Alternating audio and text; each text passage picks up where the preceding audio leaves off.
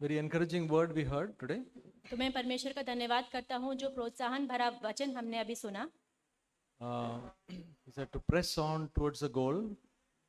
जिसमें हमने सुना कि हमें अपने लक्ष्य की ओर बढ़ते जाना है सिद्धता के साथ, Even though there may be failures within us, और हमारे अंदर बहुत सारे कमियां होंगी और हम हारे हुए भी होंगे।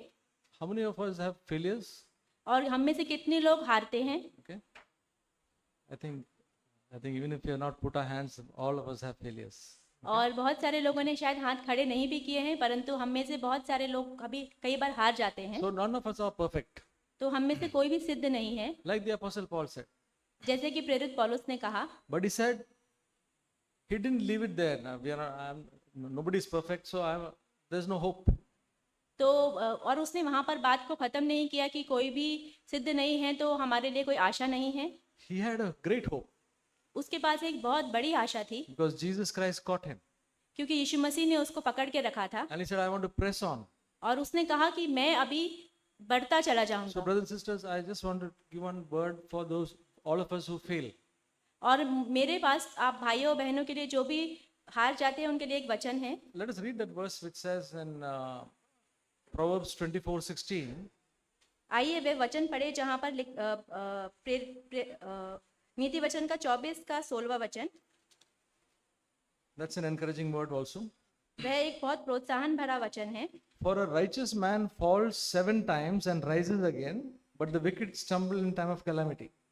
क्योंकि धर्मी चाहे 7 बार गिरे तो भी उठ खड़ा होता है, परंतु दुष्ट लोग विपत्ति में गिरकर पड़े ही रहते हैं। So God has called all of us righteous. परमेश्वर ने हम सभी को धर्मी ठहराया है। So this should be our characteristic. तो यह हमारा एक चरित्र होना चाहिए That if we fall, we should rise again. कि जैसे ही हम गिरे हम फिर से उठ खड़े हों। Okay? If we fall, we should rise again. तो यह बात सब समझ रहे हैं कि जब भी हम गिरे हम हमेशा फिर से उठें, That makes us righteous. और यही हमें धर्मी बनाता है। But it says the wicked fall during the time of calamity. और यहाँ पर लिखा है कि जो दुष्ट व्यक्ति है वह आपत्ति के समय गिर जाता है The wicked doesn't rise up. और फिर वह खड़ा नहीं हो पाता। So how do we rise up? तो हम किस प्रकार खड़े होते हैं? God has given us a wonderful provision. परमेश्वर ने हमें एक बहुत बड़ा एक वायदा दिया है। 1 John 2:1. पहला यूहन्ना 2 अध्याय उसका पहला वचन। 1 John 2:1. पहला यूहन्ना 2 अध्याय उसका पहला वचन। My little children, I am writing these things to you so that you may not sin. And if anyone sins, we have an advocate with the Father, Jesus Christ the righteous. हे मेरे बालकों, मैं ये बातें तुम्हें इसलिए लिखता हूँ कि तुम पाप न करो, और यदि कोई पाप करे तो पिता के पास हमारा एक सहायक है, अर्थात धार्मिक यीशु मसीह। These are the words of the Holy Spirit saying that I am writing all these things that you should not sin. तो ये जो वचन है ये पवित्र आत्मा के वचन है, जाकि और उन्होंने लिखा है कि मैं आपसे ये सब बातें लिख रहा हूँ ताकि तुम पाप में ना गिरे रहो। As we go on in our Christian life, as we progress in our Christian life, जब हम अपने मसीही जीवन में और आगे की ओर बढ़ते हैं we will find that sin is, we don't want to do sin.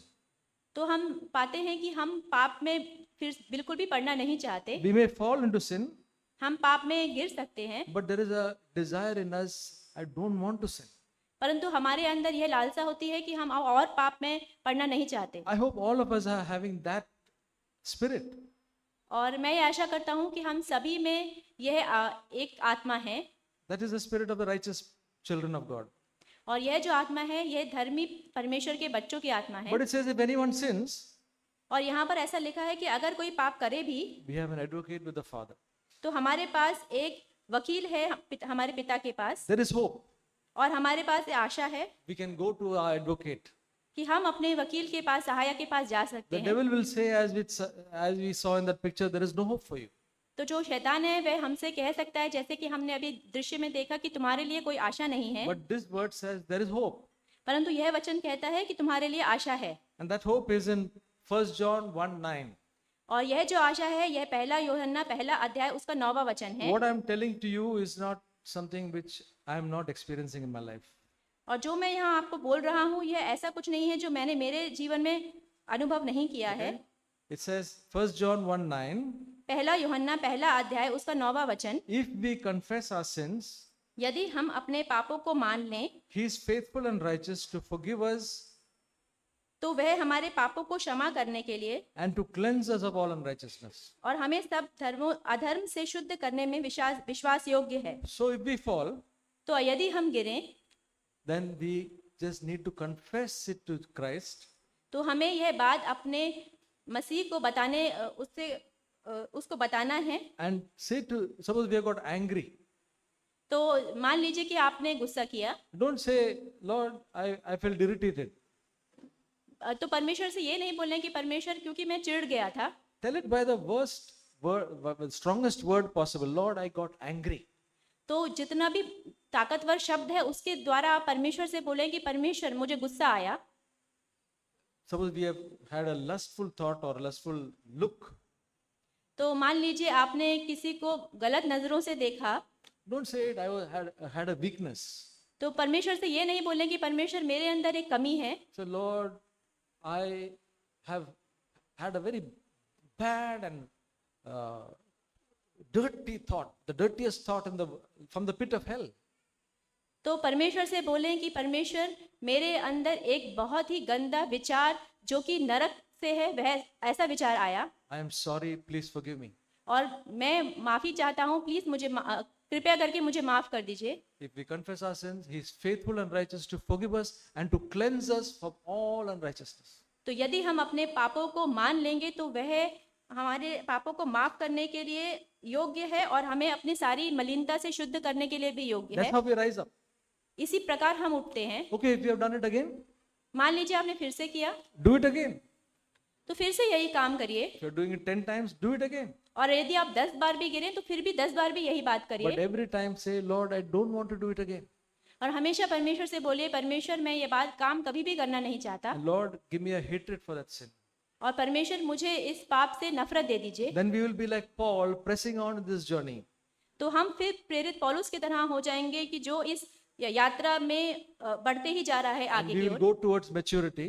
और हम सिद्धता की ओर बढ़ते जाएंगे। And I was encouraged by Brother Kiran today.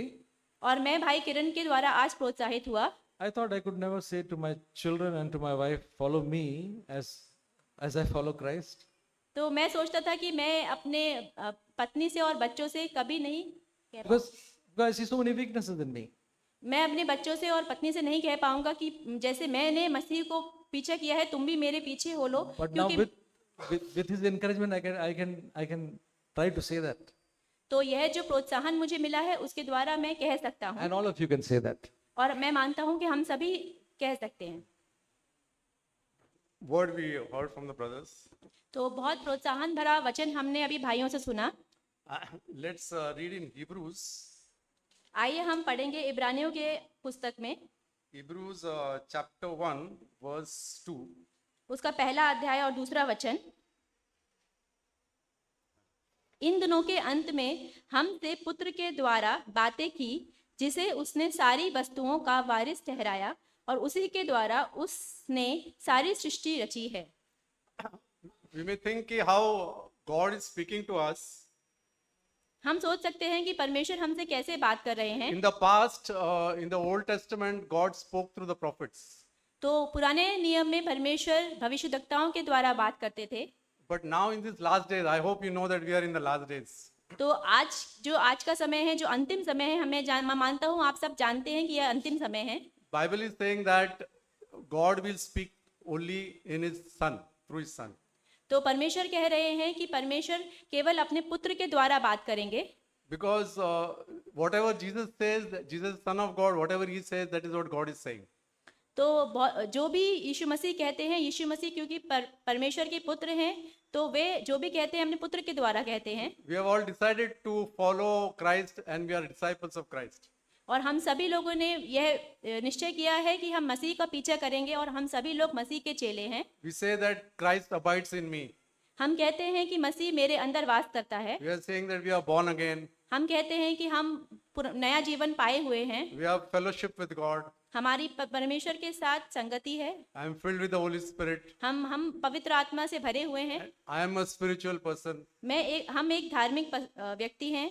But let's see what the Bible says for this person. परंतु आज हम सुनते हैं कि बाइबल ऐसे व्यक्ति के विषय में क्या कहती है। Let's read in 1 John. 1 John chapter 2 verse 6. हम पढ़ते हैं पहला यूहन्ना Chapter 2 verse. दूसरा अध्याय उसका 6वां वचन। सो कोई यह कहता है कि मैं उसमें बना रहता हूँ, उसे चाहिए कि आप भी वैसा ही चले जैसा वह चलता है। The one who says he abides in me, the one who says I am spiritual, the one who says I am a disciple, or whatever, he ought himself to walk in the same manner as he walked. तो जो कोई कहता है कि मैं उसमें बना रहता हूँ, या जो कोई कहता है कि मैं आत्मिक हूँ, या कहता है कि मैं उसका चेला हूँ, वह उसी प्रकार चले जैसे कि वह खुद चलता है। So basically, we have got to walk the way Jesus walked. तो इसका मतलब यह है कि हमें उसी प्रकार चलने के लिए बुलाया गया है जैसे कि यीशु मसीह खुद चलते थे। As Brother Kiran and Brother Matthew also said that our only goal in life is to be like Christ. तो जैसे कि भाई मैथ्यू और भाई किरण ने अभी हमें बताया कि हमारा जो लक्ष्य है वह यही होना चाहिए कि हम यीशु मसीह के समान चलें, Here the Bible says we have to walk as Jesus walked. क्योंकि बाइबल कहती है कि हमें उसी प्रकार चलना है जैसे कि यीशु मसीह चले। That doesn't mean physical walking. यह नहीं बात है कि हम जो अपने शारीरिक रूप से चलते हैं। Whenever we read the Bible, it has a spiritual meaning. तो जब भी हम बाइबल पढ़ते हैं उसमें एक आत्मिक अर्थ होता है। We have, walk means Jesus walked means what does this really mean? तो जिस प्रकार यीशु मसीह चले उस प्रकार चलने का अर्थ क्या है? It means that what would Jesus think? Same way I have got to think. तो इसका अर्थ है कि किस प्रकार यीशु मसीह सोचेंगे उसी प्रकार हमें भी सोचना है। What would Jesus speak? Same thing I have to speak. I have to speak the very words of Jesus Christ. तो यीशु मसीह क्या बोलते हैं उसी प्रकार हमें भी बोलना है। क्या हमको यीशु मसीह के ही शब्दों को बोलना है? What would Jesus see? तो परमेश्वर यीशु मसीह कैसे देखेंगे? What would be his eyesight? Where will he be looking at things? Same way I have got to see. तो वे क्या देखते हैं उसी वे कैसे चीजों को देखते हैं उसी प्रकार हमको भी देखना है। Or what would Jesus hear? और क्या यीशु मसीह सुनेंगे? See, in computers there is something called input and there is something output. तो कंप्यूटर में एक सीख होती है कि कुछ एक अंदर आता है और एक कोई चीज बाहर जाती है। Whatever you put inside the computer, it is processed and then something output comes. तो आप कंप्यूटर के अंदर कुछ डालते हैं, उसका कुछ अंदर बदलाव होता है और फिर कुछ अच्छी चीज बाहर आती है। So our human beings, as human beings, we have got a brain which is a wonderful computer.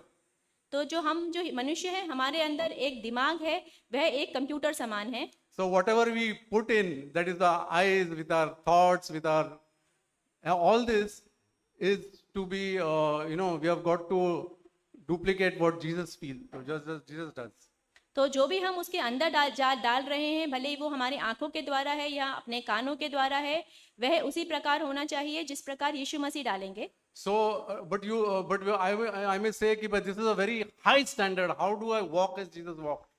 तो हम सोच सकते हैं कि यह तो वह बहुत उच्च स्तर है कि यीशु मसीह कैसे चले, हम भी वैसे ही चलें। God will never tell you to do something which you cannot do. परमेश्वर हमसे ऐसा कुछ भी करने को नहीं बोलेंगे जो हम नहीं कर सकते, Because Jesus came on this earth as a human being. क्योंकि यीशु मसीह इस पृथ्वी पर आए एक मनुष्य के रूप में। He overcame sin as a human being. उन्होंने पाप के ऊपर विजय प्राप्त की एक मनुष्य के रूप में। And how he did it, same way we have to do it. और उन्होंने कैसे किया उसी प्रकार हमको भी करना है। He did it with the power of the Holy Spirit. और उन्होंने पवित्र आत्मा के सामर्थ्य के द्वारा ऐसा किया। So our goal should be to be filled with the Holy Spirit, and only then we can walk as Jesus walked. तो हमारा जो उद्देश्य होना चाहिए ये पवित्र आत्मा से भरे हुए रहने का होना चाहिए, उसी तभी हम उनके प्रकार चल पाएंगे। May God help us to do that. परमेश्वर हमारी मदद करे ऐसा करने में। आमीन।